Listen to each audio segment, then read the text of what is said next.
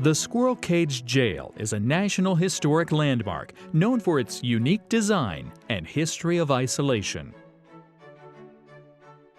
Built in 1885 by architect William H. Brown and engineer Benjamin F. Haw, both of Indiana, this three-story Victorian Gothic brick rotary confinement served as the Pottawatomie County Jail until 1969.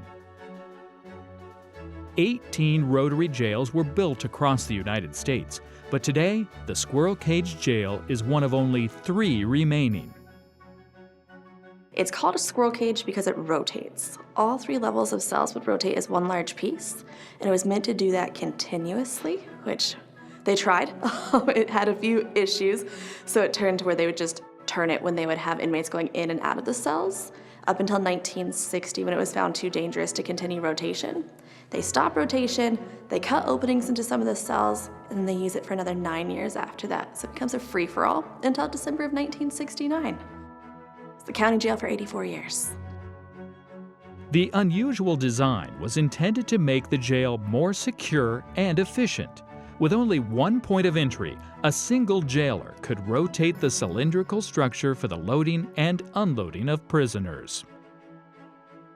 The cage would be moved by hand crank. There's a hand crank on the front of each level, so all 3 levels, there's an entry cab.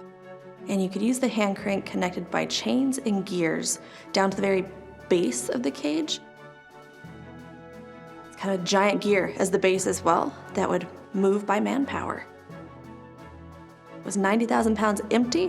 When it was perfectly aligned, it was easy to move. They say a child can move it in the early years. As time goes on, buildings expand and contract, especially in the Midwest. And so it's done that. It's at least an inch or 2 off gear alignment, making it harder to rotate.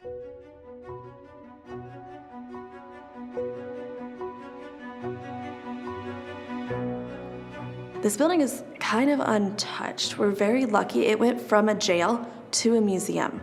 Most buildings aren't that lucky. There's usually something in between, but it closes the jail in 1969, December of 1969, so basically the end of that year.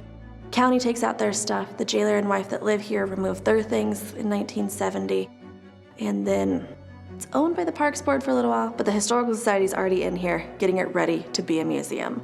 So it was flipped basically to a museum immediately. Pretty much everything is original. The cells haven't been changed very much since 1885. It's all one piece, so to speak. Stuff you would see in your cell if you were arrested is very similar to today. You'd have the gray walls. If you're on the bottom bunk, you're just looking up at the metal above you. The bunks are maybe as wide to my elbows. We've had to replace small things over the years, like the wood on the frames. That just doesn't last 138 years as much as we'd like. The bars are all original. We've done some reworking of the masonry, but very little changing it out. It's to the original aesthetic that it was. We've had patches over the years because we are an old facility. The cement floor is original. That's why it's nice and pitted back here, because there have been a few people walking over the floors in 138 years. The walls are original, all the carvings in the walls, the smoke, names on the ceiling, that's all done by the inmates as well.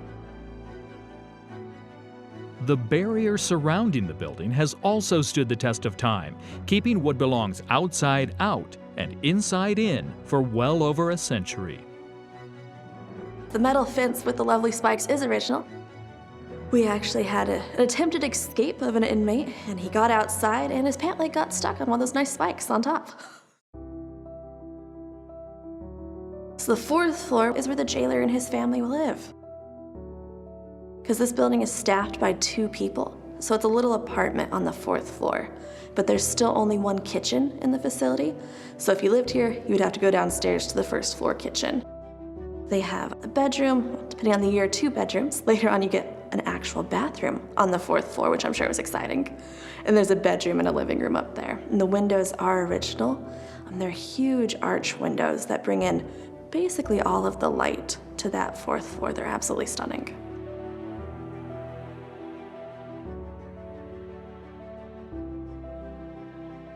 I think it's important to keep all old structures, and this one specifically, because jails give us an insight into the human mind when it was built and what's going on in our economy, what's going on in our nation at the time. Like, this jail was built in the time of Queen Victoria.